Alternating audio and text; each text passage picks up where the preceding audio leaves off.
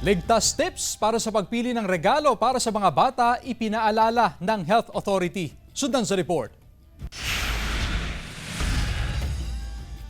Isa sa mga pinaghahandaan ng bawat Pilipino tuwing Pasko ay ang gift giving. Bahagi na ito ng kulturang Pinoy at isa ito sa pinakainaabangan ng mga chikiting. Panahon kasi ng pagbibigayan ang selebrasyon ng araw ng kapanganakan ni Hesukristo. Bagamat ilang linggo pa bago ang Christmas Day, abala na ang karamihan sa pamimili ng regalo.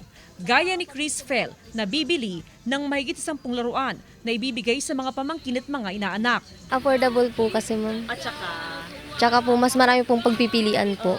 Kung hanggang saan po yung kaya ninong budget ma'am. Opo. Basta mabilihan po silang lahat ma'am. takbuhan ng mga bibili ng Christmas gift ang mga tiyangge o bratilyo. Mas mamura po kasi. Affordable ma'am. Opo. Kasabay nito, nagpaalala ang Health Authority sa pagbili at pagpili ng mga iririgalo, lalo na sa mga batang edad 5 pababa.